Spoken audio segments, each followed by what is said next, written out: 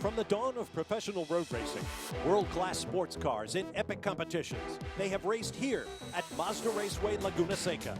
Today, that spirit of competition is alive and well in the Continental Tire SportsCar Challenge. After the opening 2 rounds in Florida, at Daytona and Sebring, it's time for the warm sun and scenic coastline of California's Monterey Peninsula to again welcome sports car racing to the challenging road course at its world-famous turn, the Corkscrew. It all starts right now, here on Fox Sports.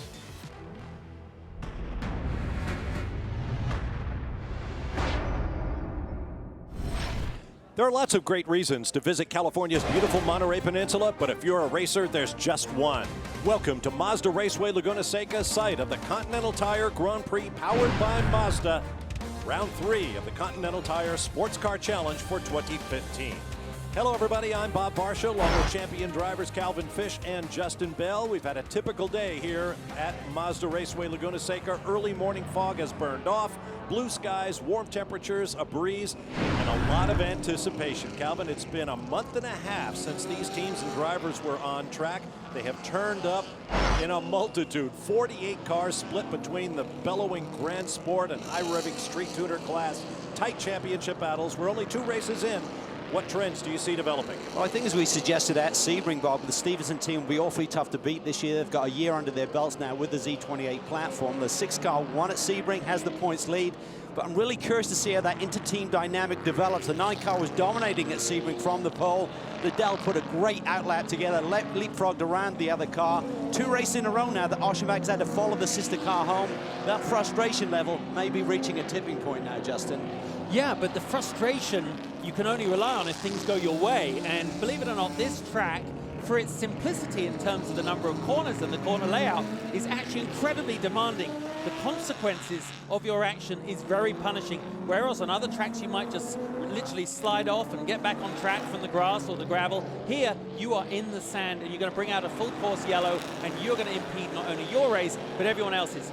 All those cars, 2 classes, both racing as hard as each other for that elusive victory, Bob. I think race director Bo Barfield said it best. You get off the racing surface at Mazda Raceway Laguna Seca, everything is soft, and your race is about to come to at least a temporary halt. With more on the Grand Sport class now, let's get down to the pit lane and hear from Brian Till. Hey Bob, you talk about the Camaros and the Porsches being strong, but I've got a couple of dark horses for you to keep your eye on today. It's the 2 Nissan 370Zs from Doran Racing. The number 14 of Brad Jaeger and BJ Zacharias. Very strong here last year and the year before. 3rd and 5th place finishes. That car exceptionally good on long runs. And then their teammates in the number 41 car can be very strong as well. 2 graduates, 2 champions of the Nissan GT Academy. Those drivers very strong. Nick McMillan, Stephen Doherty, they'll roll off in 5th on the grid. So Nissan's in 5th and 7th. They can play here at the end to the checkered flag. For more on ST, let's go to Jamie Howell. Well, Brian, Mazda would have a difficult time writing better storylines for themselves here at Mazda Raceway. Not only is the pole car an MX-5, but the 2 entries behind them are also Mazdas. On pole for the 3rd straight race is Justin Piscatell. He is also followed by another Mazda from CJ Wilson Racing, and then another one from Freedom Autosport. A Freedom Autosport car has won this race for the last 4 years, and Andrew Carbonell's been a driver behind the wheel of one of those for 3 of those. Today, he and his co-driver, Liam Dwyer, will start in the 7th position. But when we look at the big picture in the championship that is unfolding, it's Eric Zimmerman and Greg LaFouche who lead in their Porsche Cayman. They missed the setup in qualifying, and they start the race today in 20th, guys. All right, thanks very much, Jamie. There you see the cars on track. Let's have a closer look at this legendary 2.238-mile circuit. Justin? Well, it was built back in 1957, and its original distance was actually 1.9 miles with 9 corners. But now you can see it has 11 glorious corners, and it's 2.238 miles. The start line actually goes over a brow down into turn 2. Turn 1 is just a blind, flat-out corner. For me, the crucial corners are the uphill. Turn 5, turn 6, up the Rahal Straight there into the infamous corkscrew where you can be a hero or zero. And with that, we'll give you a look at our Continental Tire starting grid. 18 cars in the Grand Sport class, 30 in the Street Tuner category. As they plunge down that corner, the corkscrew, every driver has been waiting for that corner. Here's a look at our onboard cameras. The number 6 Stevenson Camaro, Andrew Davis starting third in class. Scott Maxwell has the Multimatic Mustang Boss 302R, sixth in class. Brad Jaeger in the Nissan 370Z, seventh in the class. And Marine Staff Sergeant Liam Dwyer. More on him later on. He's a great story in the ST category, Freedom Mazda MX-5, starting seventh in class. With that, the safety car has pulled off. Marine Sergeant Aaron Denning, a big part of the Liam Dwyer story, waves the green flag, and we are underway. Great start there by our pole sitter, but Andrew Davis in the second of Stevenson Camaros slides into that second spot just inside Austin Cindric. Run bump car right in the mix there too, Justin. Yeah, I mean, I tell you what, I thought Austin was going to be able to pull out. Very impressive 16-year-old. We'll come back to him a bit later. But ST are now crossing the start line. Mazda's 1, 2, and 3, as Jamie pointed out. Again, the green waves. And they are off. With all of these cars on track, traffic will be an issue for the next 2.5 hours. And there's at the front. Look at Jeff Siegel there. Look for a way around the outside in that Porsche Cayman. Gilsinger there tucks it to the inside. He sat on the pole here last year for Hart Racing, and that number 93 Civic, they're in fifth spot right now. That is a lot of cars, isn't it? That's back to what we talked about at the top of the show. You can't afford to go off here, and especially in ST, these cars are so closely matched, brilliantly regulated to be almost identical in performance as they make their way now up to turn 5. In these little cars going up this hill, momentum is everything. To your point, Justin, the cars are so equally matched, which is remarkable when you consider there are 13 brands and models represented in this field. However, racetracks, there's definitely horses for courses, and as Jamie said, Mazda has such a great record here. Oh! Gilsinger slides it wide there in turn 6, hits the gravel. The 84 car leapfrogs around both of those cars. There's Siegel's right in the mix of that pack as well. And this is just lap 1. Look at this little argy-bargy up into the corkscrew. That was nice driving there. The 23 BMW was very neat and tidy on the inside of the corkscrew. Our camera angles do it no justice to the incredible 5 or 6 story drop as you go through the left-hander there. It's 60 feet down in 450 linear feet. That'll get your stomach turning. On board the 26 Mazda MX-5. Liam Dwyer, what a great qualifying effort he put together here. Qualified in the 7th spot in class. Definite factor, and Andrew Carbonell going for his 4th victory here at Mazda Raceway Laguna Seca will take over in that car today. Staff Sergeant Liam Dwyer made his debut in the series at this track 1 year ago. So happy anniversary to him. To Brian. Problems early on for the 41, the Nissan 370 that we were talking about at the very beginning. Contact on the right front wheel broken and the tire down, so they had to come to pit road and get that changed, and they did not lose a lap. So with a full course caution later here, they can move right back up. Wow, that's some heavy contact damage there. Yeah, I think there was probably an initial hit, Justin, then running around the racetrack caused the rest of the damage to that rim. But on the back foot a little bit, spoke to Kevin Doran this morning. He said the car's really good on the longer runs. They're expecting great things here today. Oh, look at that. Matt Bell there is just, they look so strong. And as anyone who's a fan of big American muscle engines, the crowds love these cars. They just sound so, they sound dominant. And right now we're watching a demonstration of that. Well, we saw this at Sebring, Bob, where the 9 car from the pole kind of sprinted away from the field, but then suddenly they find themselves behind the sister car at the end of the race for 2 races in a row. So, as we said in the open, they've really got to turn the tables here today, and I think what Matt Bell will want to do is certainly conserve the tire. Tire degradation here today will certainly be a big factor, but he wants to hold the point. He wants to have that track position to control the race, unlike what happened to them at Sebring, Brian.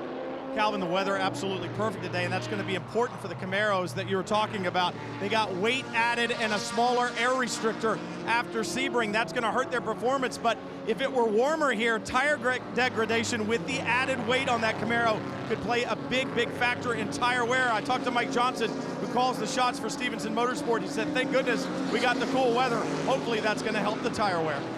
That's right where I was going. 75 pounds added to these Camaros. They took about a little over 1/10 of an inch of air restrictor, or added a 1/10 of an inch of air restrictor, I should add. That'll cut back the horsepower a little bit. But right there in your picture, you saw the first 2 winning cars of the season That bright blue and yellow Porsche, the rum bum car in the hand of the Plum brothers, won at Daytona. Just ahead, that car from Stevenson Motorsports won at Sebring.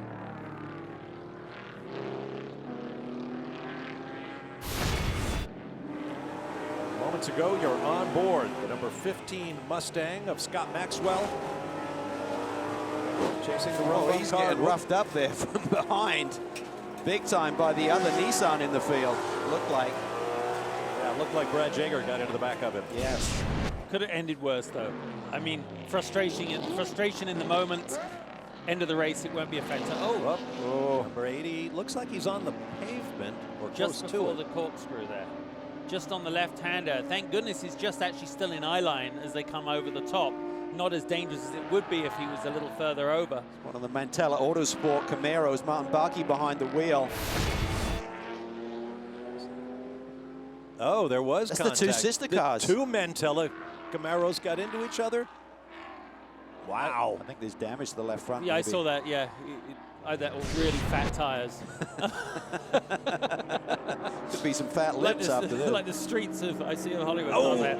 That's the young Austin Cindric there getting his right wheel off as he climbs up through turn 5, turn 6. There's a lovely compression here, Calvin, isn't there? As you go through the inside, you let the car run out wide, but it's very punishing if you go out a little too far there. But very impressive so far. Flash of brakes there from the Mustang as 16-year-old Austin Cindric bumps up the pedal a little bit. Back to the Mantella team problem. Anthony Mantella, he drops a wheel there, and that corner you talked about comes across the racetrack right into the front of Barkey. Barkey had nothing he could do there. Oh boy.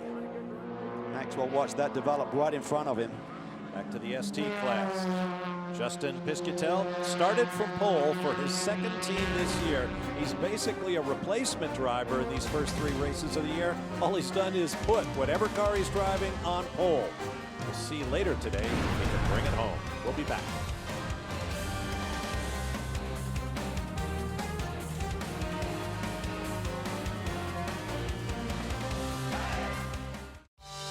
There are so many great reasons to visit California's beautiful Monterey Peninsula, and there is no racetrack in the world offering more unique vantage points than Mazda Raceway Laguna Seca, site of today's round 3 of the Continental Tire SportsCar Challenge.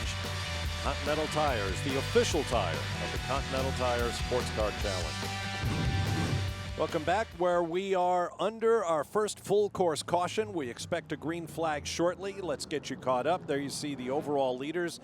And running in the GS class, out comes the green flag, and we are ready to go racing once again. The cause of the yellow flag was a collision between the 2 Mantella Motorsports team cars, which you saw just before we went to break. The number 80 car of Martin Barkey had to be retrieved by the wrecker, and so the yellow came out. Cindric, a big move there. He tries to get alongside the rum bum machine down into the brake zone. Status quo here. Yeah, he's looking on the inside area. He's going around the outside, inside.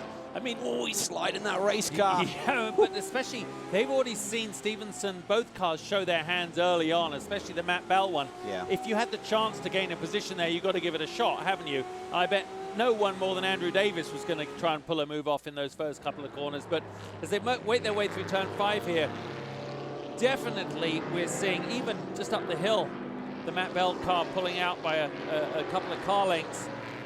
Through turn 6, through the compression. This was the scene of that accident just a minute ago that caused the yellow. Let's get more on that accident with Jamie. Well, Bob, I checked in with Mantella Autosport, and while the 80 has gone back to the garage for a repair, they're going to diagnose it, see if they can get that car back out. But for the 8 car, it wasn't actually clean sailing for them either. The car, though, is drivable, so they're going to leave Anthony Mantella out there. When they bring the car in for their pit stop, they're going to do a thorough look over just to make sure there's no other damage that they can't see at the moment. But right now, the car is going to stay out on track. Yeah, I mean, the other car took a pretty good pop right in the front of the grille there, so maybe some radiator damage potentially on Anthony Mantella's car. But, you know, looking at the front of this pack right now, I think the big question mark for all of the rival teams chasing those 2 Stevenson Camaros right now is how will those Camaros fare over the longer run, Justin? Everyone said those guys threw a lot of fresh tires at their cars through practice and qualifying. to really run good lap times. They're saying, do the Stevenson group really have a good read on the longer runs? And maybe that'll come back to bite them here today. Well, they've had no opportunity to gather that data so far this weekend. Practice and qualifying are shorter runs, so in the weight, that's 75 pounds, we won't really know the effect of that until you're doing a full fuel load. And when it comes to drop-off, that can be exaggerated by that you're not going to see a lack in pace. That's not often where you see it. You see it in the degradation of brakes and of tires. The story will unfold later on. We saw the biggest movers in class, and second in line there was the fall line BMW of Ashley Freiberg, who's sharing that car with Trent Inman, who won this race a year ago in that car, co-driving with John Edwards, who's not in today's race. Inman's had a pretty good 2015 thus far, Calvin. He certainly has. He just got upgraded to the BMW Junior Driver Program. He's going to be doing some VLN races at the Nürburgring over in Germany over the next 12 months, and there's a pretty prestigious accolade to get. He's one of 4 young drivers who have been taken by BMW. They're going to take them up through the ranks, and certainly for a young American, that's a great honor to have, and he's very excited by that.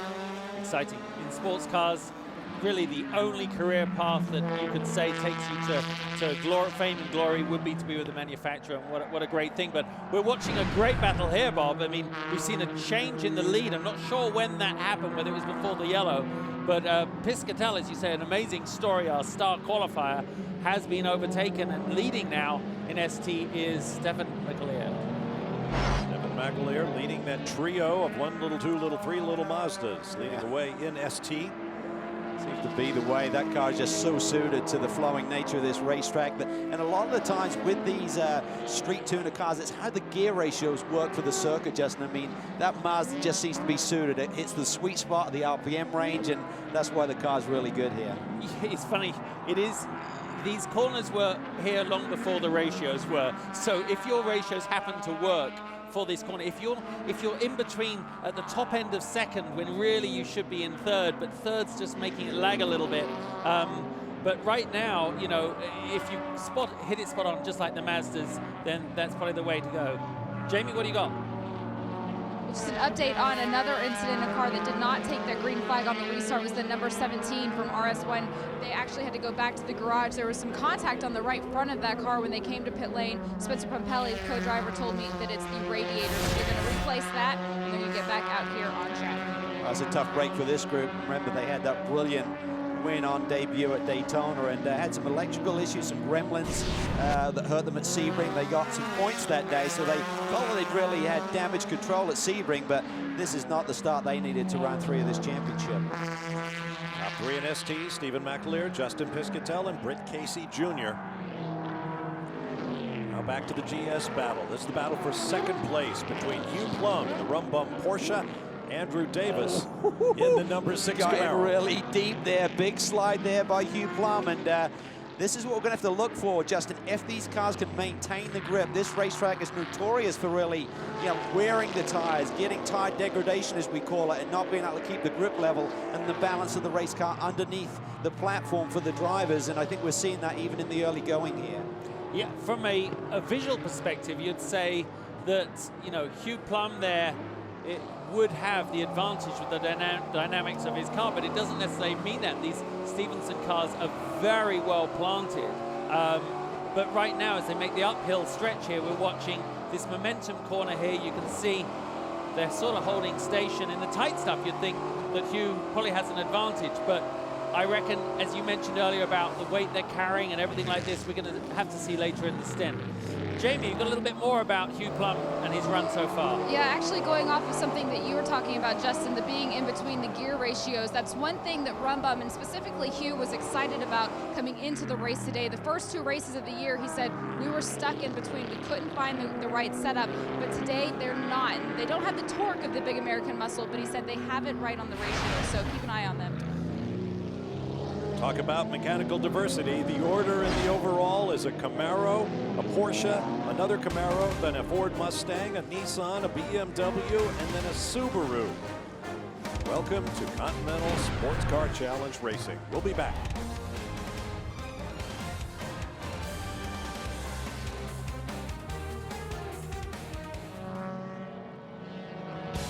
Welcome back. There's been a lot going on as we are under caution for the second time. This was Ray Mason's Subaru, last seen healthy and on the racetrack. Now it's on the back of the hook after contact. Yeah, and the contact was with this 09 Aston Martin. The crew still goes to work. They're trying to get that car back into the fray today. Strategy call here for the 6 car. They thought they were going to go yellow, and Mike Johnson and the Stevenson group always on top of things like this. So they bring one of the 2 cars in.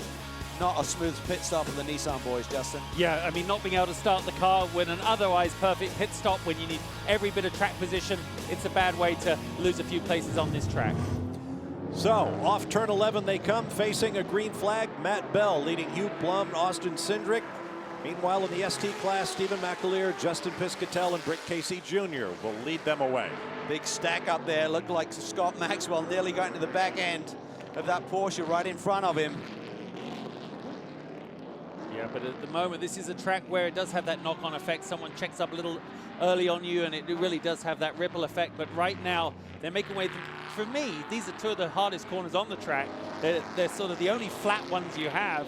Different kind of perspective, and yet they're super fast as you come through turn 4. Oh, Maxwell, big move there down on the inside for turn 4.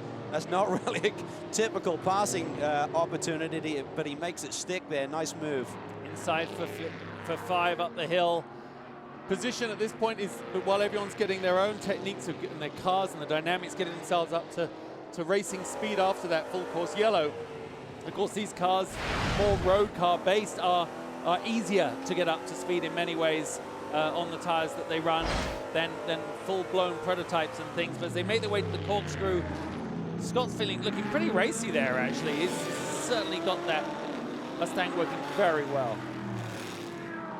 Plunging down through the corkscrew, turns 8 and 9. And then turn 10, one of the more interesting turns on the racetrack. Yes, it's tight, but it is slightly banked.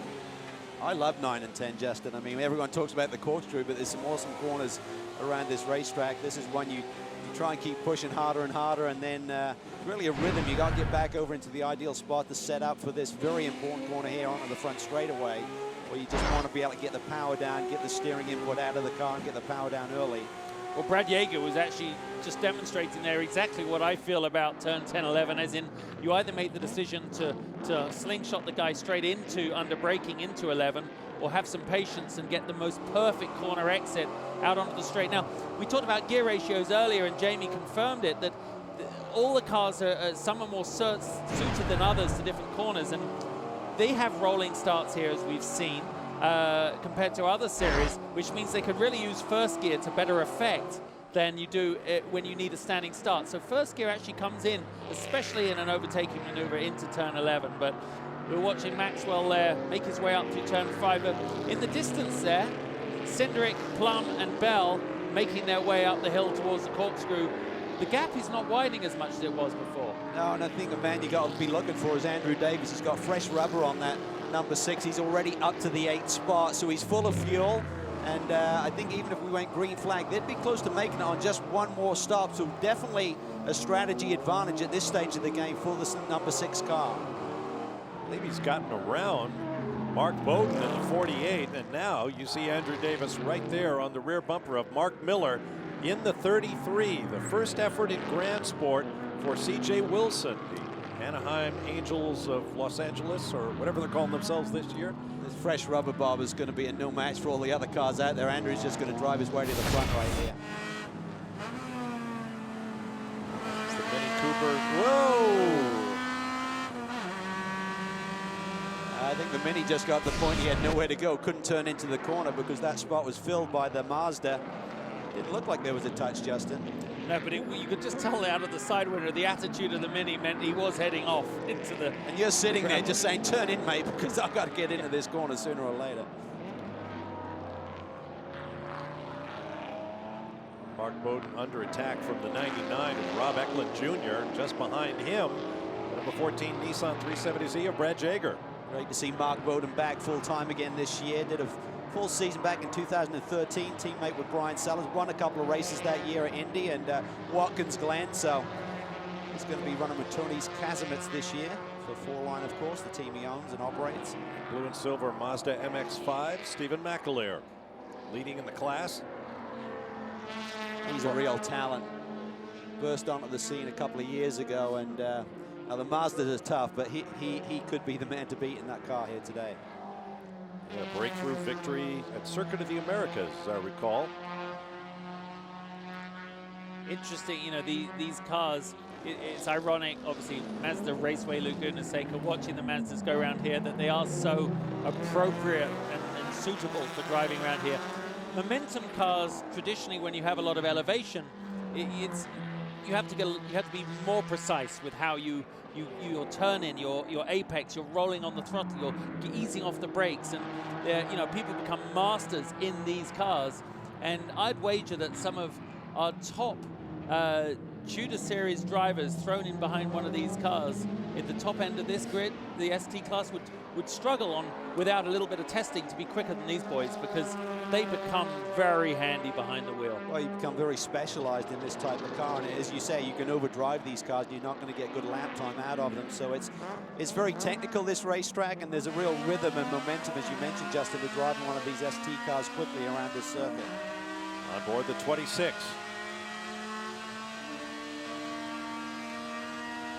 Over this brow, technically turn 1. Now down to turn 2, the Andretti hairpin. Liam's just doing a great job, really fine-tuning his craft and getting more comfortable behind the wheel. And also fine-tuning his machinery. I know we showed it at Sebring, but he gave me a little tour of the cockpit earlier, and he had the you know, his little red lever to the right of the gear stick, because you get a little bit of knockback, a little pedal fade, and it allowed him to pump up the brake pedal, because obviously his left foot is fixed firmly to the clutch pedal. So he's really using that to great effect here, because you need to have great braking. As he size up Nonamaker there, he looks like he's going to get him at some point. He's definitely all over his mirrors. Let's get to Jamie Howe. Well, another thing I talked to Liam Dwyer about this morning with Justin was his racecraft in general, and he was saying how last year at this time he was trying to get up to speed with just the race traffic around him, and now he's able to really take on the instruction of the coaches that he has. Andrew Carbonell as well as Tom Long have been able to sit down, go through the data, and really fine-tune the way he drives one of these cars. Brian? Down here at Multimatic, Larry Holt calls the shots, and Larry, you got two cars. You got a veteran car, let's say. Scott Maxwell behind the wheel right now. He'll hand off to Billy Johnson. You got Austin Cindric and Jade Buford. How impressed are you with the youngsters, especially Austin Cindric, in the battle that we're seeing him put forth today? Totally. I mean, how could you not be impressed? The kid's 16 years old, put it on the outside pole, and now he's hanging with all these old guys in the middle of a really big battle in third place, holding his own. Like, you know, I'm watching this stuff here in car, and I mean, he's doing a phenomenal job. He's not really risking anything. He's totally in control. I'm impressed. And you got to be impressed. 16 years old, he gets the picture. He knows he's got to hand a good car off to Jade Buford. Well, Austin probably doesn't need to shave. I guess Larry Holt decided he didn't need to either today. Larry has facial hair that's 16 years old. Got a break coming up. There's Staff Sergeant Liam Dwyer in his new career as a full-time racing driver, and there is his buddy, Sergeant Aaron Denning. We'll tell you more about their shared story when we return. Welcome back. At the start of today's race, Marine Sergeant Aaron Denning waved the green flag. A Marine decorated for gallantry in his role in saving the life of his comrade in arms, Staff Sergeant Liam Dwyer. And there is Sergeant Denning waving Staff Sergeant Dwyer into the pits. Watch the way the Freedom Autosport team helped Sergeant Dwyer out of the car with his prosthetic left leg, lost to an improvised explosive device during one of his many tours in Iraq and Afghanistan. There they share a special moment, but I suppose all military who've been in combat share a special bond, but between these two Marines, that bond takes on a whole added dimension. So we were on a large-scale operation that day to go clear a Taliban stronghold. And the first compound that we got to, the team that I was on, we went in to search the compound for Taliban activity. And on our way out, I stepped on an IED that took off my left leg immediately and severely injured the rest of my body. As I made my way towards Liam, I thought I was making my way towards a dead body. I've never seen any human being so grievously wounded and still alive. And I knew I was on the clock. I knew that unless I got tourniquets on him, that he was going to die right then and there. On the battlefield, while we were waiting for the helicopter to come and medevac him, he was telling me all about his cars and where he races and how excited he was. He's going to go home and race. Sergeant Denning is an outstanding Marine, truly the epitome of what a Marine is.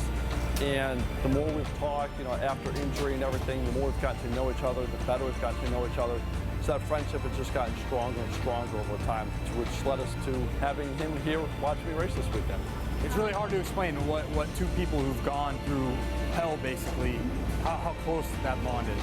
For him to see me at my lowest point, then now possibly at my highest, racing cars, obviously it's pretty awesome for him to see this, and pretty awesome for me to have him here to show him what he allowed me to do.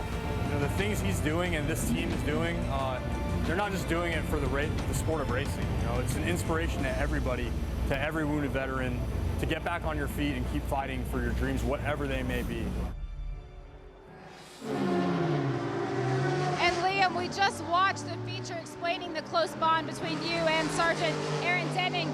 To have him out here participating with the team today, what does that mean to you? Oh, it means a whole lot. Aaron obviously was the guy that saved my life in Afghanistan 4 years ago, almost to this day, May 22nd, 2011. And to have it come full circle like this, it's kind of ironic. He helped me in Afghanistan to save my life, and now he's helping out me here on the team. So it's like he doesn't give up helping me. It's pretty awesome to have him here. And he's talking to the team right now. Aaron, if we could get a quick word.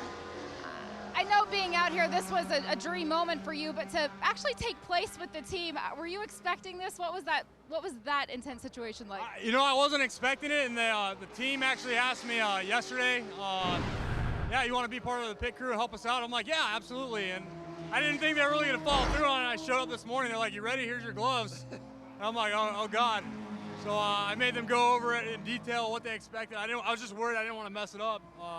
But it's really amazing to just take a small part in this team and help him race. It's truly a blessing. And guys, one other note on this duo. So Liam is going to retire from the U.S. Marines at the end of May, and his friend Aaron, he's going to retire 2 weeks after that. Thank you for saying that. It's a great story, and if you'd like to know more about the bond those two gentlemen share, check out an article on the internet written by Marty Smith in November of last year. It is an amazing story. Our race leader and leader in the Grand Sport class is the number 9 Stevenson Camaro of Matt Bell. There he is. Hugh Plum in a bright Porsche 911 runs second, and then 16-year-old Austin Cindrich in a Ford Mustang in third. We'll take a break and return to Mazda Raceway Laguna Seca. Well, it's been 22 years I've been racing cars. Watch Andy Lally. He looked like Superman charging through the middle. Andy, the former Sprint Cup Series Rookie of the Year. Andy Lally, Mark Bunting take the championship. Andy Lally's going to get another watch at the Rolex 24 at Daytona. Introductions don't come much better than that. We're pleased to be joined in our announce booth now by Andy Lally, championship-winning driver, former NASCAR Sprint Cup Rookie of the Year, and vastly experienced in the Continental Tire SportsCar Challenge. Andy, welcome. Thanks, guys. Great to be in here. Get a whole different view of a race. I've wanted to do this for years and years, and really cool to be up here with you guys. What are your impressions of what you've seen thus far in the event? Typical Mazda Raceway Laguna Seca. This is the first event that we get to every year where we've got not so much a condensed track, but you get moves like that where you've got not so much moves of desperation, but you've got moves where you've got to make it happen within a smaller amount of space. Daytona, you've got these big, long straightaways. You get the draft. Sebring, you got a 3.7-mile track where things spread out. Mazda Raceway, you're on top of each other all day. It's a non-stop dogfight, and you see moves like that where you've got to make it stick and you got to commit, but sometimes that goes all wrong and you end up in the kitty litter out here. Great little battle for third in the GS and overall between Austin Cindrich and Andrew Davis. You co-drove with Matt Bell last year for the Stevenson team, Andy, and right now he's towards the end of his fuel run. Time management is obviously key. He has a buzzword throughout the course of this weekend. What's he going through right now, trying to keep the run bump car behind him? Well, in the break there, we were able to cue into his radio and hear him say the words, "This thing is a disaster now." It's obviously not, because he's leading the race and he's doing just as good a job as anybody else out there, and he's done a great job on restarts. But what he's meaning by that is that Mazda Raceway doesn't put down a lot of rubber on this track, so it's really easy to rip these Continental tires up. And that car, when it's full of fuel with a driver in it and starts this race, it's almost 4,000 pounds. So as superb as these tires are, any driver can really, especially leading the race and setting fast laps, is gonna tear the rubber off this thing. So at this point, 1 hour in with a heat cycle on it after a full course yellow, these tires are they've had all they can take, and they're screaming for new. This incident is under review. You saw the 38 limping toward the pit lane while Andy was speaking. Obviously, contact there. Both cars got going again. What happens when you got two classes running together? They've got different dynamic, different speed in different place, and I think Mark thought he's going to be able to do that slide job down the inside, and the 38 car was just carrying a lot of speed into the apex area, and they met and turned him around. So wait for the steward's decision there. It's also one of those points of commitment there, Andy, isn't it? You're coming down, you're braking down in that little downhill, you're braking as late as you can. If the car in front is going that much slower, it wasn't deliberate, he carried the momentum in there, and boom, he hit him. Every year we see this at Mazda Raceway, because it's usually one of the first tracks that we get to where we get this this condensed field like that, and it's definitely definitely a problem that we see throughout the race, and as we're going to see, the 48 is going to get a drive-through for that incident. Top of the corkscrew. Cindric there having a little look to do pretty much the same thing. Thought the better of discretion, better part of valor there, and he'll just set him up to go through turn 10. He'll go down probably into 11. And you know, right now at this stage of the race, he's running so well at the front there. You know, he's in the top 4. You don't want to go off. You don't want to hit someone. You don't want a penalty. And the stewards, especially, this is, you know, it's a big race, and this is the first big race of the weekend. So, you know, everybody's on their game in terms of monitoring on-track action, and especially when the effects of an on-course sort of collision can really cause a yellow flag. So no one wants that. So penalties will be dealt out if you hit someone else badly. Andy, we spoke at the top of the show about the inter-team dynamic. I mean, the 6 car leads the championship, got that win at Sebring. Robin did a great outlap there, which really leapfrogged him around. What are you thinking the 9 car is feeling right now? I mean, 2 times now they've had to follow that 6 car to the checkered flag, first 2 rounds of the championship. If you were in the 9 car this year, how quickly would you want to turn the tables and get that win and get the performance over the other car? I don't mean to say this bad in any way, but the guy that you always need to beat the most is your teammate. As much as you might be best buddies with him or whatnot, but when everything is perceived as equal within a team, you need to stay on top. Robin Liddell and Andrew Davis are formidable opponents. They're really great. They're excellent teammates together. They've been working together for years and years within the same team. So when this new Camaro Z28 came in, they were able to kind of slide in, take the reins, and they've been doing really well. I got to team with Matt Bell last year, great driver and whatnot, but the synergy that lives with drivers, teams, mechanics that have been working together for a long time is definitely hard to beat, and that's why they're in championship form right now. The 9 hits pit lane. Matt Bell brings the car in. And speaking of pits, we should point out 2 of the top 3 cars in the ST category also pitted while we were in break. Stephen McAleer gave over to his teammate Chad McCumbee in the number 5. And Justin Piscatel pitted the pole-sitting car in class, the 34, and turned it over to co-driver Christian Simzak. To Brian.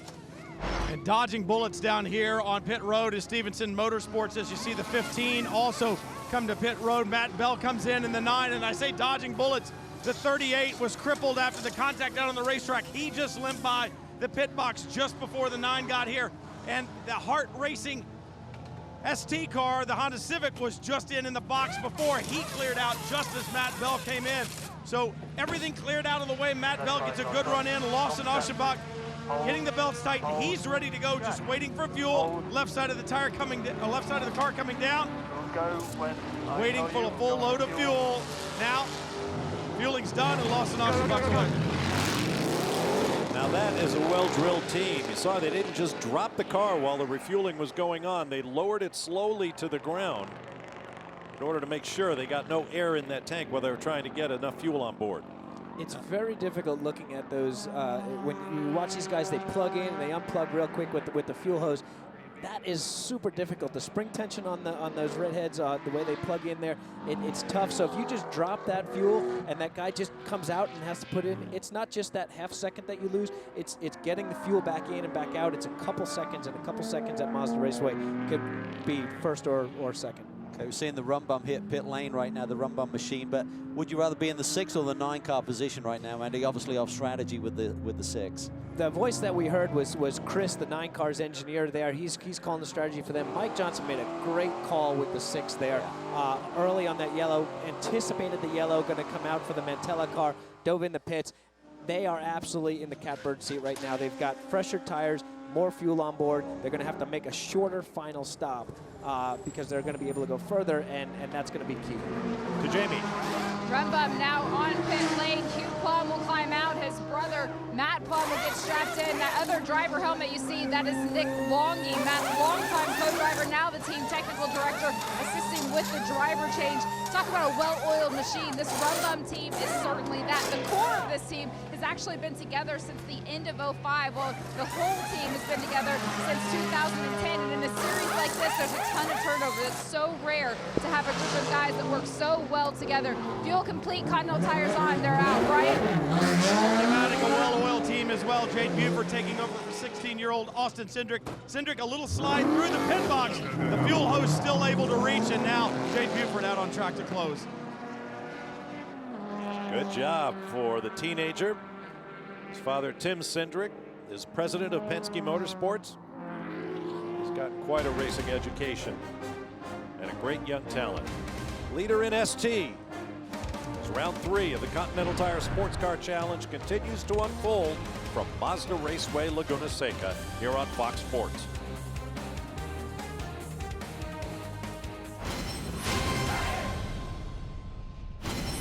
When I had Tommy John surgery when I was 22, you know, and I was at this career crossroads where one of the doctors told me, you're never gonna pitch again. Like, you're done. Like, that's it. Because I had some nerve damage in my arm. Rehab was like 2 hours a day. I'm like, I'm bored as hell. I need something to do. And my mom, when I was a kid, told me, if all you can talk about is baseball and video games, you're gonna be the most boring date ever, and no hot chicks are gonna wanna date you.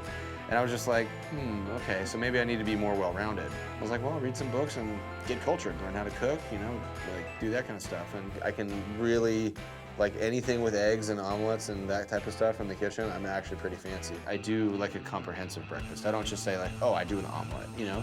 Because that's easy, like it takes 10 minutes. But can you juggle 4 items at once? I mean, I get like really top chef on it. I mean, it's like a source of pride. My wife had her sisters in town, and I was like, guys, I got breakfast today. I'm just gonna dazzle you. And I like that. I like kind of showing off in the kitchen for my friends and cooking, because when you cook for somebody, you're really giving them some sort of love. You know what I mean? It's really putting something into it. The worst thing, everyone always asks you about this, right? Like, what happens if you have to go to the bathroom when you're in the car? Like, what happens? It's the same day they ask me if I'm pitching.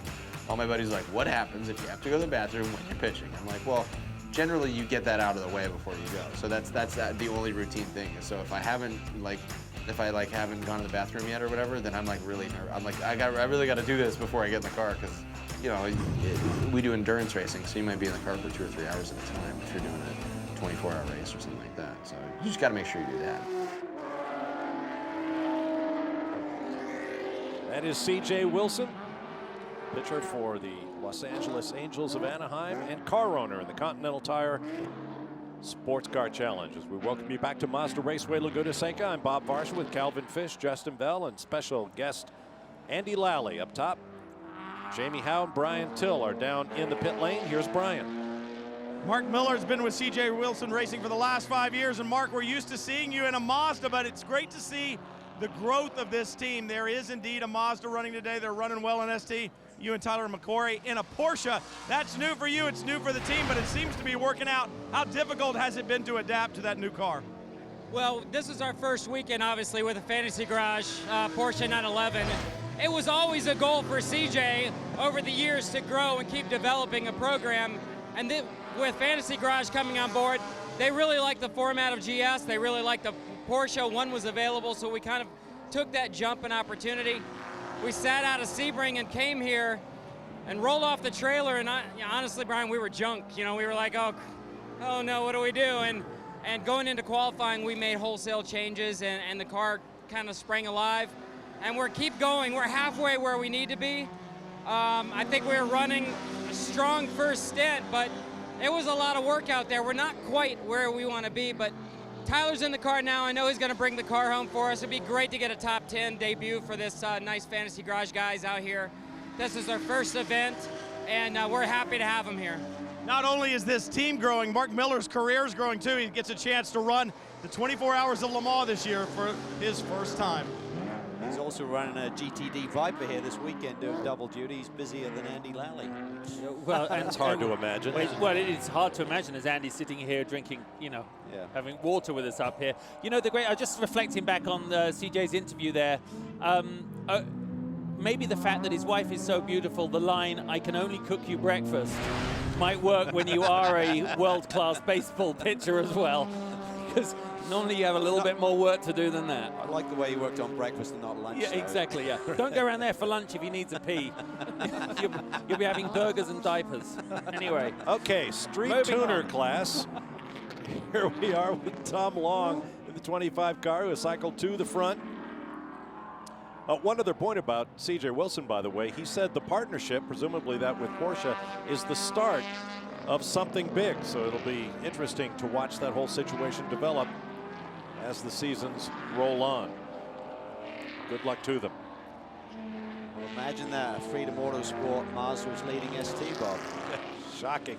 By a chunk right now, too. We'd seen them start the race, the three of them pull away. They qualified 1, 2, 3, pulled away. Now we've got Tom Long, who made the made a great stop, and he's got an 11-second lead here. Yeah, he's going to be tough to beat. He's got so much experience. He's actually been getting some miles with the new MX-5 Cup car here this weekend as well, and he's obviously driving the prototype in the Tudor Championship. So busy boy, and he's really done a great job marching his way up the Mazda ladder system. Chad McCumbee in the 5 runs in 2nd place, and this man, Christian Shimchak, in the number 34, is 3rd in ST. Those 3 cars have been moving around the lead since the green flag dropped here at Mazda Raceway Laguna Seca. Andy, I know you're very, you've got quite a loyal fan base out there, but don't you find when you watch the crowds walk around the paddock, you have a lot of kids who come to watch this kind of racing, and Mazda Raceway Laguna Seca always draws a family sort of crowd. Dads walking with their sons, and there was a great scene yesterday. It was a dad with a Ferrari shirt on. The son had a Porsche, and the friend's mate had an Audi one on. And I thought that really sums it up. And the little boys were going at it on who was quicker. And you see that, and especially when you look at this in ST, so many cars, so many brands. Watching that Mini out there with McCumbee in the number 5. I mean, a Mini racing around here. Do you love that about this racing series? I always tell people that in any race car that I've ever driven, I smile more in the Continental Tire Challenge Series because you've got such an array of manufacturers, and almost, there'd be some people that might be a little narrow-minded and say, that doesn't belong with this. In the Continental Tire Series, it doesn't matter. It is this mixed match of every single manufacturer that you can think of out there, and the series, I don't envy this position. The series has a very tough job to make them all competitive and do that. The teams have to do their part too, go home, do their homework, do their adjustments, do their testing, do their development, and get these cars quick as they can be. But we come to Mazda Raceway Laguna Seca, we put 46 of these guys, we cram them onto a 2-mile track and let them go at it, and we see some amazing things. I was saying I smile a lot. It's because I see some awesome racing and then I see some crazy things happen here. I've often compared this, and it's not anything but a compliment. But this is like a real life Grand Theft Auto. Sometimes there's some amazing things that happen in this series, and some amazing driving. And we see talents. I mean, we're going to hear of Austin Cindric for years and years to come, and he's going to remember today as one of his best drives in one of the biggest races that he's ever done. Had a look at the leader, Andrew Davis, through the windshield of the Nissan of Brad Jaeger. Here's the 3rd place car in Grand Sport. These top 3 cars on a very different strategy to the remainder of the GS field, Bob. They took that early yellow and topped up with fuel. They're going to need to make another pit stop, but I definitely think right now if we stay green, they're in pretty good shape here, Andy.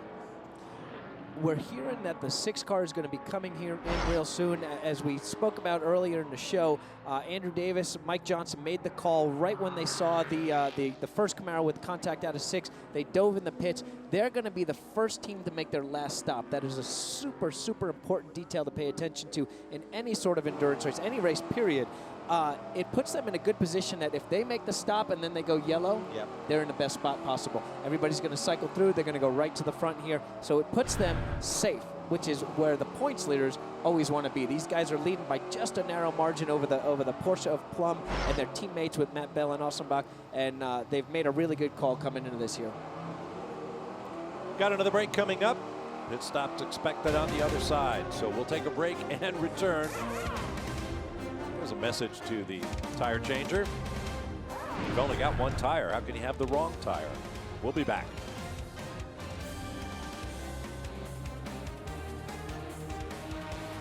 Back at Mazda Raceway Laguna Seca, the first 2 cars in class in the overall. Andrew Davis and Brad Jager are in. Let's go to Brian Till.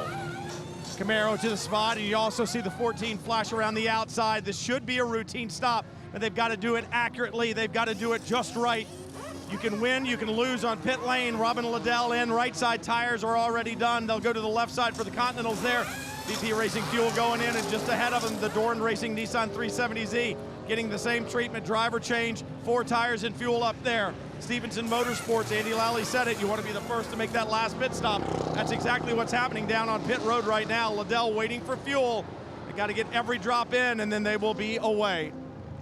Jamie? Waiting on fuel. Even though we just saw 13 of Run Bum pit not long ago, they're going ahead and playing this same strategy, bringing it in right now. They're going to top it off with fuel. Will be a quick stop, though, because as I said, they were just in not very long ago. They will not need Continental tires. Fuel only. Get every drop out of it. Fueling's complete. They're done. Yeah, they had to come. They had to follow the 6 car in, because if you go yellow, they're going to be a little bit shy on fuel. So great call. I mean, I like the call by Mike Johnson in getting that 6 car in when he did so. The Run Bump didn't do it, but Vardy always on top of the game, Andy, in terms of strategy, and realized, well, they played a little bit better hand, but I'm nearly matching it by bringing my guy in right now. Absolutely. That's the best reaction they could have had. Joe Vardy's been around the block for years and years. I've learned a lot from him just watching his pit strategy calls through many different manufacturers that he's run in the past, and he's a smart guy. It's cool to see the battle of wits between Mike Johnson and Joe Vardy here on the stand, and then the battle of their drivers back on the track here. Well, it looks like we're going to set up with an hour to go with quite a battle here. I always love it when you tour the paddock and chat to the teams, and you see some of the teams who don't necessarily always get the strategy right. I say, just follow what Vardy and the Stevenson group do. If they're coming, don't question it, just come with them. They're typically on top of it. There's the Run Bum machine winners in Daytona at the season opener. Credit the Stevenson crew for their strategies as well, because as the 6 made it stop, Robin Liddell, now behind the wheel, emerges in 4th place. Their teammates, the 9 car, Lawson Aschenbach, rotates to the race lead. They have their bases covered. This is really setting up to what we saw sort of in the middle of the first stint here, where we've got the Camaro that's going to pull away here a bit on the good tires, and at the end of that run, we saw Plum really giving the 9 car, the 6 car a run for their money. So it'll be interesting to see what the Porsche does. I think for the 9 car, they've got to make a call, I think, now, because if Lawson is not running the lap times, keeping him out there a couple of seconds off the pace of the guy who just got fresh rubber, they're just going to go deeper into that hole. Absolutely. Right. Top of the brakes through turn 6, which is tighter than it looks. We can't count out these Mustangs either. You know, Johnson and Buford sitting 2-3 in really good position here. Plunging down through the corkscrew. Less than an hour to go here in round 3 of the Continental Tire SportsCar Challenge.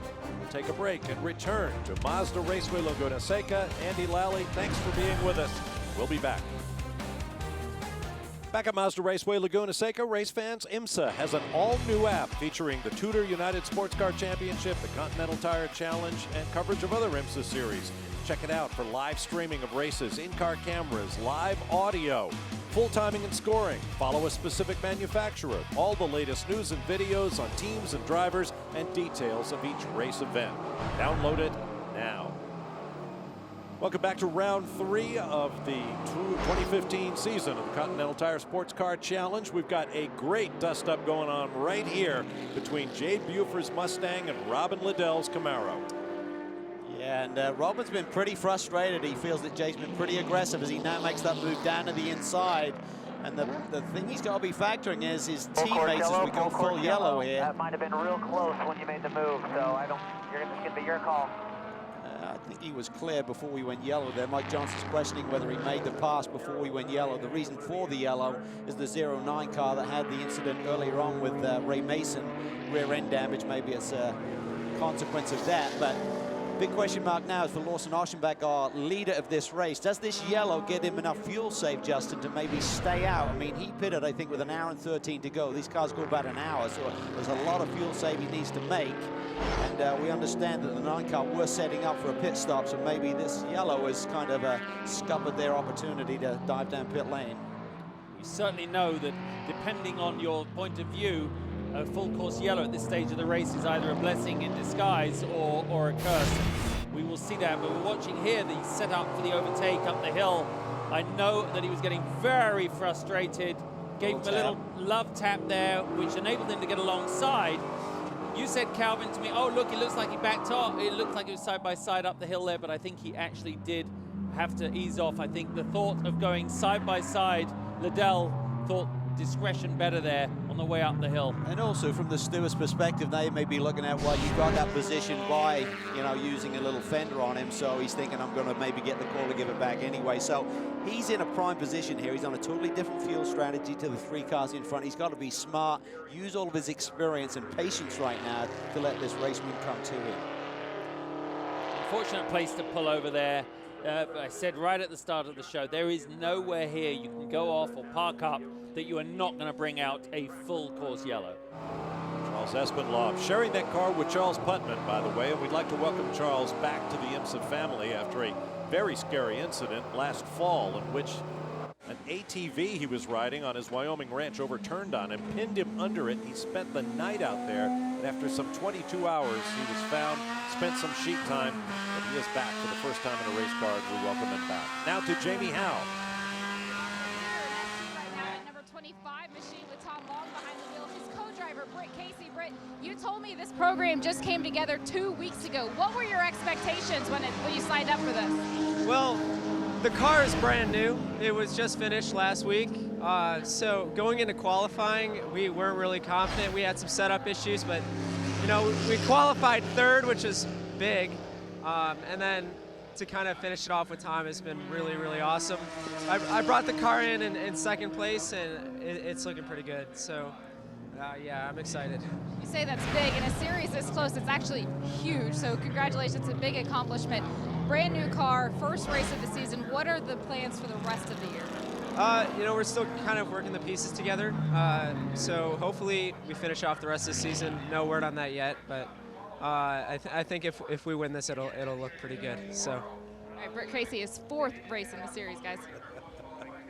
He didn't want to jinx the effort. As you saw, Tom Long in the car is now leading the street tuner class.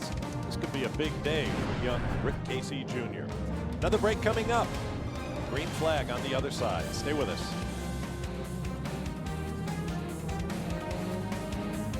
"36 minutes remaining in round 3 of the Continental Tire Sports Car Challenge for 2015, the Monterey Grand Prix, and we are green once again. Well, Lawson Oschenbach holds the point right now. The big question mark for him is fuel, but here comes Robin Liddell, his teammate and assister, number 6, right on his tail. He has fuel to get to the end, as does the Rumba machine that sits there in the 3rd spot. Well, you called it right at the beginning, Calvin. His track position is very important for those teammates. Neither of them want to be victim to any in-team instruction towards the end. Team track position will hold. But I tell you what, Matt Plummer's looked mighty sporty in that last stint between yellows. So I think there's a lot of game left in that, but we're seeing those 2 Chevys just stretching their legs straight out of the box. BJ Zacharias in the number 14 car, he's got a different sort of problem. The shift knob has come off the shift lever in his hand. Now, he's only got about 35 minutes to go in the race, but you use it a lot. Look at that shift lever. He's probably adjusted where he typically holds that so he doesn't just get that threaded part that will go right through his glove and into his hand. And that Nissan is looking pretty good here. 34 minutes to go. Look for them to come on strong towards the end of this stint as Rob Nadal is, forget the fuel strategy. I'm going to see if I can get the lead away from the 9 machine here. What do you think, Brian, in terms of strategy with the 9 car on fuel?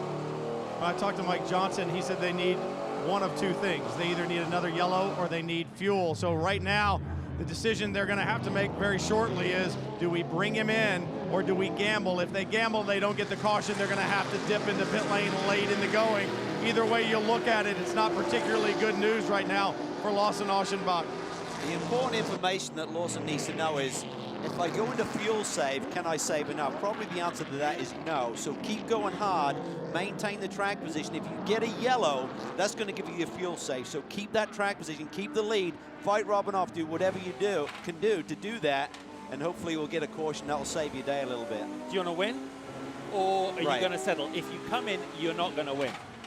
There's only one way for him to look at it. If he stays out and pushes, and he can hold that front position, or even first or second, I think Liddell's going to go by him anyway, because I think Liddell has that bit between his teeth right now. He's got fresher tires too, obviously. Yeah. I mean, not as much life on the tires, but again, we talked about that frustration level for the 9 car at the beginning of the show, Bob. Right, you've got 4 ambitious, aggressive, world-class racing drivers. Everybody wants to win. They have the cars to do it with. How do you handle it? Wilson's looking very strong up over the top there still. Very nice exit out of 5 as they head down through the corkscrew. Look at that compression, boom on the inside, grab another gear. This is awesome through this part of the racetrack, the downhill stretch here. I mean, the whole racetrack is amazing, but I love this section. Corkscrew on down through Rainy Curve, then down into this one. Believe me, a lot more work in a GT style car, a road car based format, than it is in a high powered, high downforce prototype where you just have to cling on. Now, while we were in break, there was another moment in the pits. Watch the 2 Multimatic Mustangs. Now, race control is reviewing this situation as the 158 of Jay Buford apparently couldn't see those 2 tires stacked at the right front. Plowed into them. That's a no-no in the pit lane. While we await race control, let's go to Brian. Yeah, it's going to be disappointing if they have to bring the 158 in. He shares it with Austin Cindric. Scott Maxwell here as well, sharing the 15. Austin, for you, 16 years old. I know you've got varied driving experience this year, all different types of cars. What does that mean when you come to a place like this? How can you take all those different experiences and put them together in this Mustang? Well, for me, this weekend's all about adapting. I've never been to this track in one of these cars. It's only my 3rd race in one of these cars, so it's really about learning as much as possible, as quick as I can, and all the different things that I've driven's really helped me be prepared for learning on my toes, basically. So I got youth on one side, I got experience on the other here in Scott Maxwell. And Scott, you're a guy that's, you're kind of synonymous with Mustangs and certainly with Multimatic. Look into the future a little bit. When are we going to see the new Mustang? I hear it's coming. It's getting close. We were hoping for Laguna, it didn't make it, but I think we're going to see it sooner than later, and we're looking forward to it. I mean, the Boss 302R is running really well, but it's long in the tooth, and we're ready for some fresh Mustang blood. And you can tell the Mustang's still strong, but they're looking forward to a new one. What they're looking forward to is a nice ruling here on that problem on the pit stop. They don't want to see either one of those cars come back to pit road for a penalty.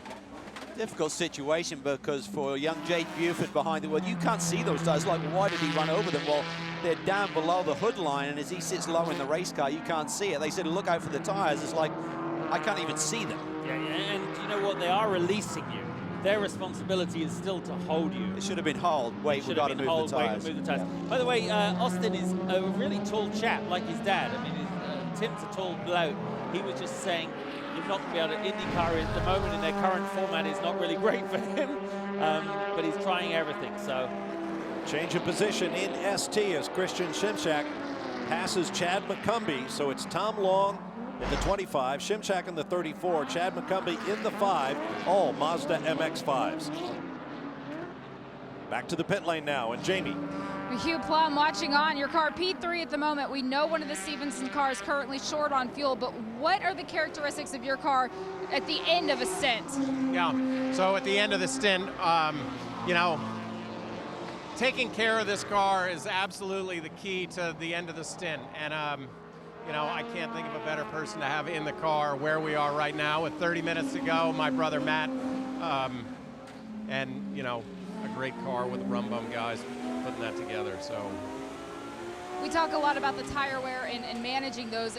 At the end of your stint, how were they? actually really good. You know, we pushed, but we didn't push 10/10ths. We were, that was the plan. Take care of the car, bring it in, no scratches, you know, good brakes, and the tires were fantastic. Continental tires were awesome. So. All right, we'll see what happens at the end. Thank you. All right, we have the word from race control. There will be no action taken on that incident in which the Multimatic Mustang of Jay Buford plowed through a pair of tires piled in the pit lane. Meanwhile, here's another look at that pass. Christian Simshak over Chad McCumbee for second in the street tuner class. We've got action all the way around this 2¼ mile circuit.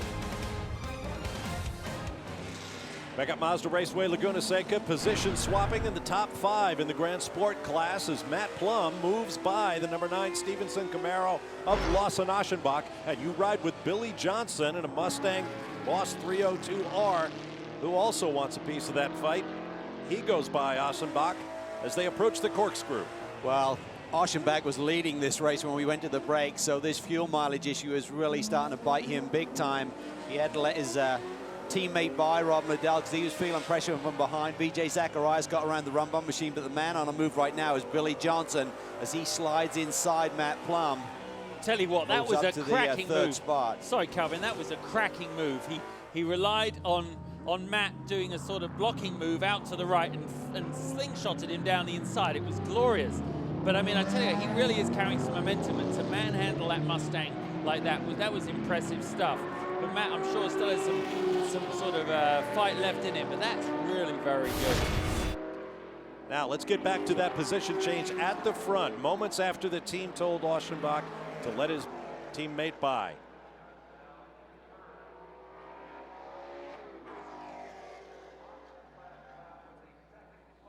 Yeah, he'd got the call. Next time by, let Robin through, and then a little bit later, Aschenbach had a moment down into the brake zone, getting around that ST car that you see in the background. I think he was going to actually run right into him here to release the brake pedal down into the brake zone for turn 2.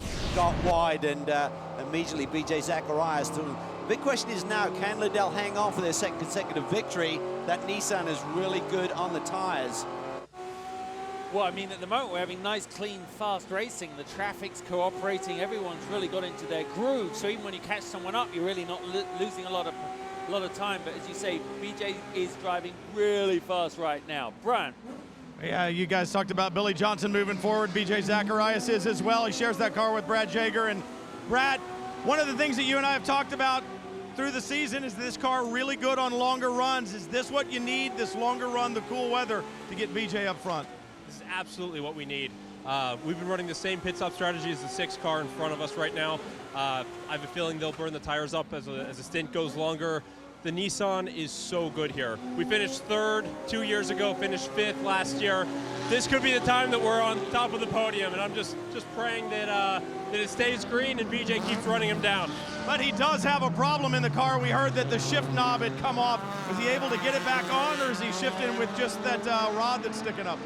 Yeah, we tried to get the knob back on during the driver change stop. Unfortunately, we weren't able to do it, so it's manageable. It's not ideal by any means. When I lost the knob initially, I was going into the corkscrew, and I went down to do the downshifts, and it felt like the entire gear changer just disappeared. I didn't know what was going on, but once you get a couple laps, you get the hang of shifting with just the base, and he should be good. He's doing a great job hanging on, running quick laps. That's what we need. Of course, when you're running up front, those little things don't bother you nearly as much as if you're just plodding around in the back. Right now, Zacharias moving forward. Look at this battle in ST, Bob. Oh, boy. This is on fire right now. Mazda's now run 1, 2, 3, 4 in class, and there are the 2, 3, 4 cars. McCumbee, Simshak, and Carbonell. This is for a great, oh, excuse me, this is for the lead. That's Tom Long in the 25. So it's Long, McCumbee, and Simshak. Carbonell sits back in the 4th spot. So Freedom Autosport looking for their 5th consecutive victory here at Mazda Raceway Laguna Seca. Carbonell, who sits 4th, as we see a yellow. Full course caution with 18 minutes to go. Wow. Okay, so it's going to give our leader, Rob Liddell, a breather on his tires, but let's take a look and see what happens here, the reason for the caution. Oh, the mini here, big brake problem there down into the final turn. Stuck in the gravel trap. That's what we were talking about at the top of the show. If you get off the racetrack, that gravel is meant to slow the race cars and the motorcycles that race here at Mazda Raceway Laguna Seca. So now this is why Oschenbach is going to be so frustrated, because they went into damage control mode. Save fuel so you don't have to hit pit lane and really plummet down the order. If they'd kept him hard at it, then you get this yellow. This could have been the fuel save they were looking for, so it's a tough call. Let's go to Brian. All right, Mike Johnson, real simple question. Are you going to bring him or are you going to gamble? You told me you needed 2 yellows. This is the second one. We were planning on gambling the whole time with the 9, so, you know, we got real lucky with that dive in on the 6 car. We're able to put the 2 cars off strategy. And you kind of, when you commit to something, you have to stick it out. And this could be the yellow that we needed. You know, if we pit now, we go to last. If we run out of gas, we go to last. So right now we're in 5th. So we'll stick with that. And, you know, Lawson's doing a great job of keeping the fuel in the car, which is what he needs to do. And Robin's doing a good job of keeping his car out front. So not the ideal situation we would like to be in, but right now I'll be real happy with the 1st and 5th. Committed. That's what they are here at Stevenson. Yeah, and I'll be real surprised if Oschenbach can't make it now. He's been in fuel save mode. Now they've got the yellow, and they said we just needed a yellow to be in to the range to make it to the finish anyway. So I think he's good to go to the finish. And getting that mini out of the kitty litter is going to take a little bit of time. Yep. So this could take a good 10 minutes off the clock. We'll find out. Right now, that man, Robin Liddell, is out front. Here's another look as the mini John Cooper Works car off the track up to the hubs in the gravel.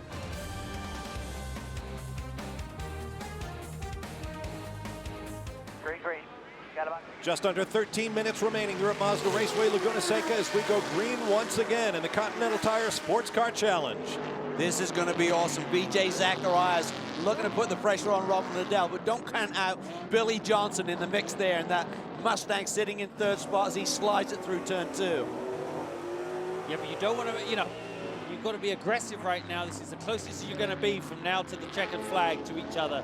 So, and you still don't know if there's going to be another yellow. There's apparently talk of a little bit of argy-bargy out there, a little touch and push, but that's just racing right now. You're going to have drivers complaining on the radio that they're touching each other. I'd say no harm, no foul right now, Bob. Camaro, Nissan, Mustang, Porsche, all up front of the top 4 positions. 12 minutes to go.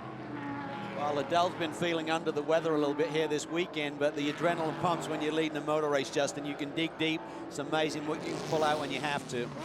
Yeah, but if I was Zacharias in that Nissan, I would. You got no saving, no conserving. There's no nothing in terms of the area. He runs wide. He runs wide in the rainy curve.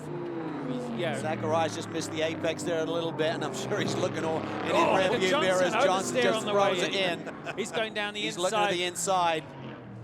That's good stuff, that is. Tell you what, Billy's looking very sporty today, isn't it? That last sort of the last segment of the race. Well, he's an absolute stud behind the wheel of this Mustang. We've seen him score so many victories with this brand over the last few seasons. The ST battle is heating up even further. That's Tom Long, Chad McCumbee, Christian Shimshak, and Andrew Carbonell. Just waiting to use that line that Chuck Dressing, our spotter, used this morning in the meeting, Bob. Shimshak redemption. There he comes. Oh, he used that little hash line there. That is one that the stewards will be looking at. They've basically told everyone in the drivers' meeting you can't really use that painted line there that separates the race. And they touch coming off turn 2. Least of his worries. Yeah, 34 car definitely used that little painted line separator between the pit lane exit and the racetrack to make that move. Great observation. The call will be last 10 minutes of the race. Do you let everything fly? But wheel-to-wheel touch as they head down into 5. Look at Carbonell's in the mix now. Yep.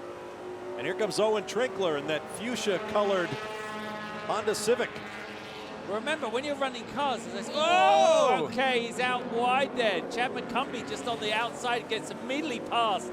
That's good stuff. Owen Trinkler made the most of that move straight away. Oh, man. I mean, when they're running this close, what happens is you only have to be off by 1/10 because of some self-inflicted fault, a bump or whatever, and you are going to get past. Elevator going down in the corkscrew. This is awesome.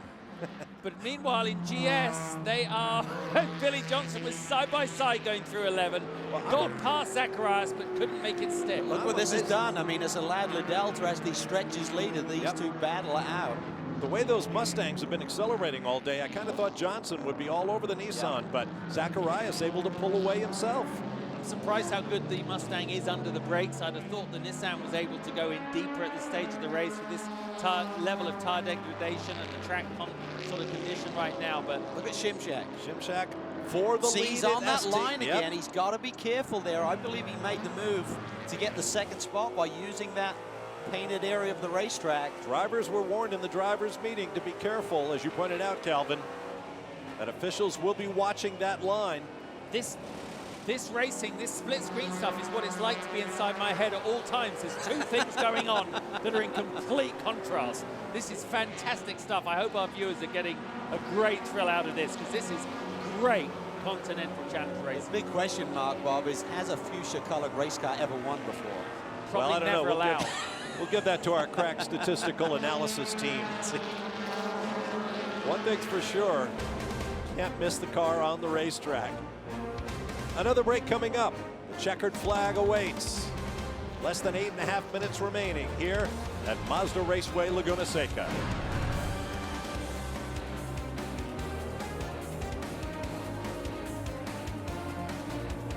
Back at Mazda Raceway Laguna Seca, coming up on 6 minutes remaining here in the Monterey Grand Prix, powered by Mazda. We've got action for the lead in both classes, Grand Sport and Street Tuner. There you see Robin Liddell holding Billy Johnson and BJ Zacharias behind him as we turn to our Continental Tire race recap. Liddell leads the overall. Tom Long leads in Street Tuner, but only just, as a 5-car battle continues in that class. 4 cautions for just 12 of the 80 laps of this race. 4 lead changes, 6 cars out of the race. I tell you what, it's a different BJ in the rearview mirror now for Robin Liddell, as Billy Johnson has made that move around BJ Zacharias. So it's going to be a different threat, different dynamic, different way that you have to protect that lead with a different race car. Yeah, I mean, the one common denominator is that you've only got 2 or 3 laps till the end of this race, and you've got to hold on. But right now, the attitude and the aggression from Johnson is greater than Zacharias was able to pull off. So I'm stunned at the pace of these top 3 cars in GS.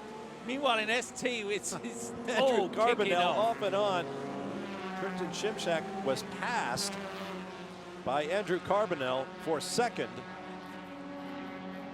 There's Owen Trinkler. He got a couple of wheels off just a moment ago. This battle is long from over. No pun intended, right, Bob? Something like that. Thanks for picking that up. I wasn't sure. But now Shimshak gets wide through 9. Tell you what, it's not going to take much in GS. I mean, Zacharias, while he is now in 3rd place, one little bit of over-aggression in the front, and he's not going to... Yeah, watch this, though. This is a replay for how Billy Johnson got that pass done. Excuse me. Playing through. You can tell just at the last moment, BJ Zacharias saw him and straightened up. Yeah. Good racing. This is awesome stuff in both classes. Oh, yeah. I reckon that Mustang is mighty loose right now. Look at this. Shimshak to the inside. Could trade some paint here as they exit turn 2. This is for the lead. Clean. Inside line there. That's great racing. These are guys that really know each other in terms of the yin and yang of how to throw these cars around, because that's tight as they go through 4. And Carbonell's just sitting there, right there. He's looking for 3 wins in a row here. As Long gets really defensive. That's going to allow Trinkler back into this battle for the lead. 5 cars as they go up the hill to turn 6. Meanwhile, a pass maybe for the lead is being set up into turn 11. Not going to stick right now. He's gone to the outside. Johnson's going to try and get a better exit off 11. He has. Look at the way the power goes down. Yeah. That was a nice no, but you know what?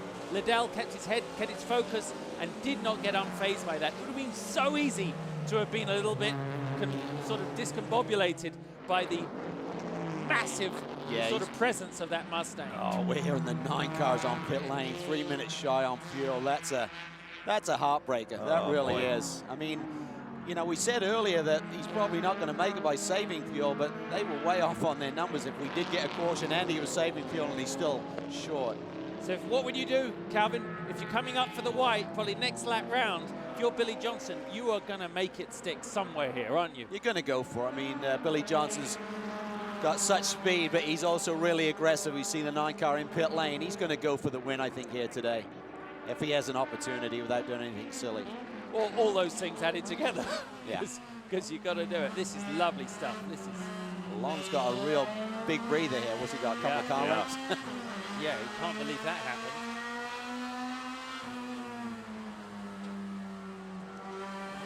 Carbonelli is going to probably really try and work on this up into 5 if I was him. Meanwhile, as they come down through the corkscrew, you can see Billy Johnson. I would be setting up for 11 here, Calvin.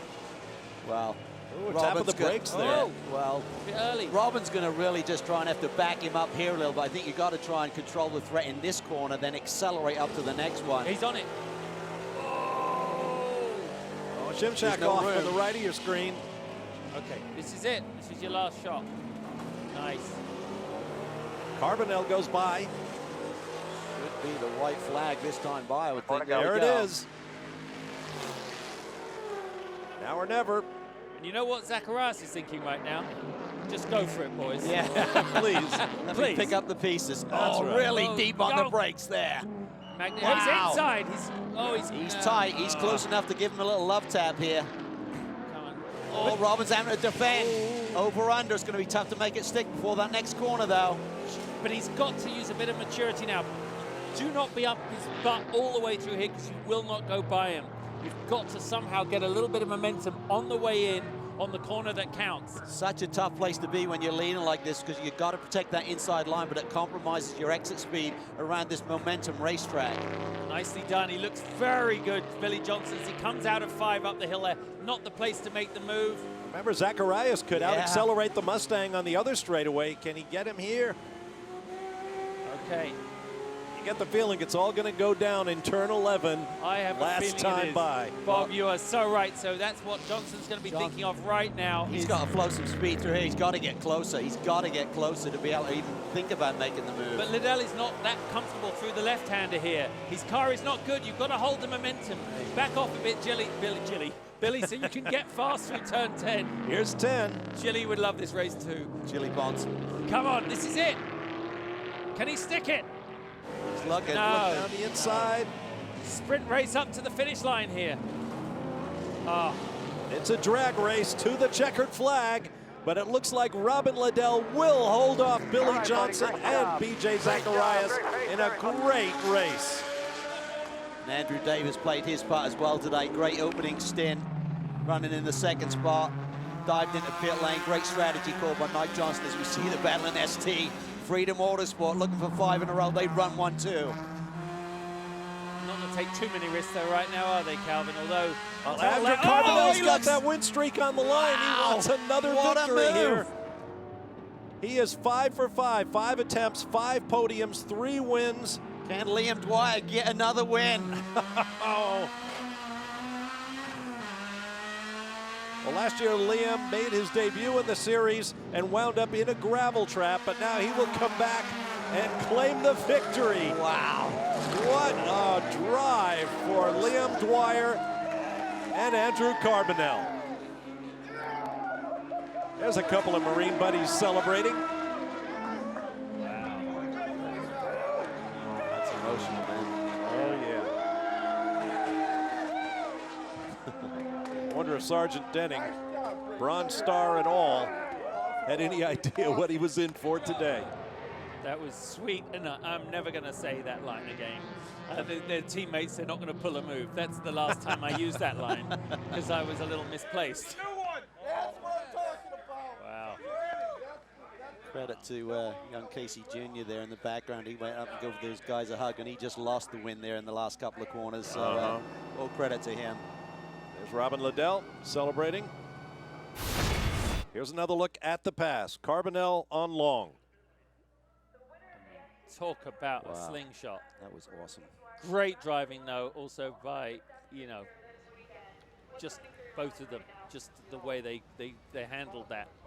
That was how teammates should handle an aggressive pass. So that's 6 starts for Andrew Carbonell, 4 victories, a second and a third. Wow, that's impressive stuff. Can't wait to hear from the winners. We'll do that on the other side. Stand by for more from Mazda Raceway Laguna Seca. Back at Mazda Raceway Laguna Seca, down in Victory Lane, Robin Liddell sits in his Stevenson Camaro. The next stop on the Continental Trail will be from Watkins Glen International, coming your way Sunday, July 5th, 10 a.m. Eastern Time on Fox Sports 1. Andrew Davis joins his teammate. Let's take a look at the results. Well, just a fantastic race.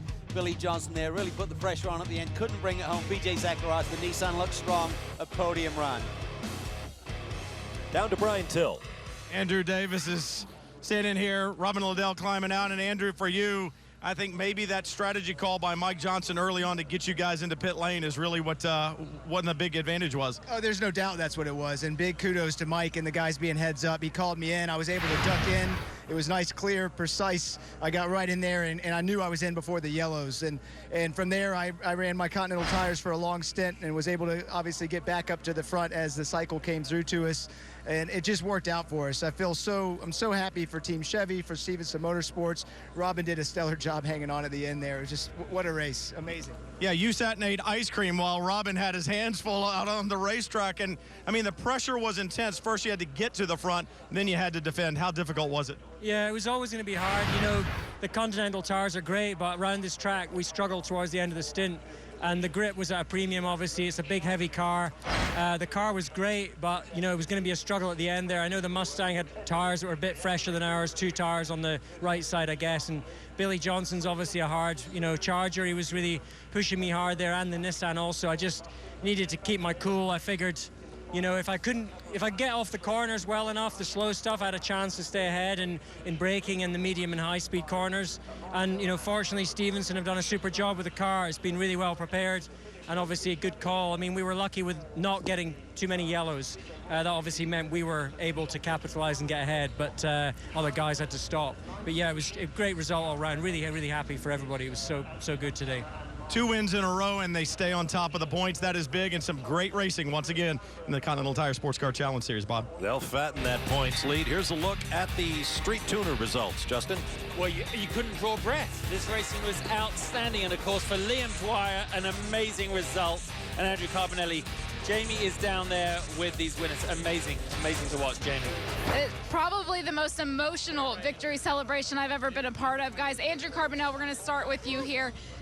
The last couple of turns of that lap, to be able to take the lead, get another win here today with everything around it, what does that mean to you? Oh, it's amazing. This Freedom Autosport Mazda MX-5 was great. Here at Mazda Raceway Laguna Seca, we couldn't ask for a better result. This is what we come here to try and do, and we did it. Liam had an incredible stint.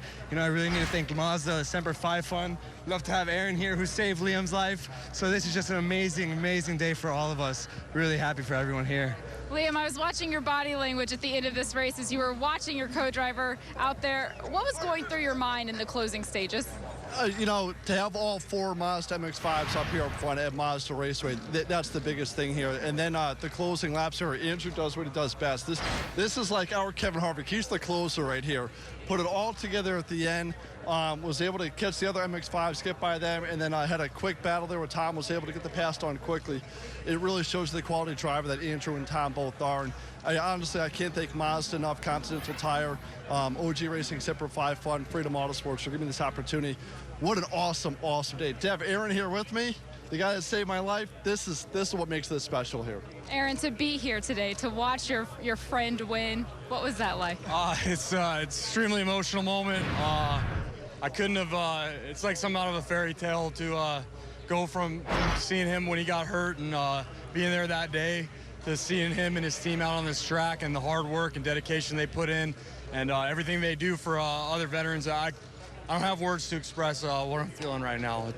Mom Lori also here to watch on. Very emotional, guys. Go celebrate. Congratulations. Thank you. Celebrate indeed. Boy, oh boy. Here's a look at the Grand Sport Championship standings after 3 rounds. Well, we talked about the frustration for the 9 car in the first 2 rounds. That continues here today, finishing off the podium and drawn further behind their teammates. And in Street Tuner, a 4-way tie at the top of the points. Wow, what a day. And from this legendary track, it's on to another one, Watkins Glen International. Once again, coming your way Sunday, July 5th, 10 a.m. Eastern Time on Fox Sports 1. We'll see you there. In the meantime, for Calvin Fish and Justin Bell, as well as Jamie Howe and Brian Till, I'm Bob Varsha. Thanks for joining us. So long for now from Mazda Raceway Laguna Seca in Monterey, California.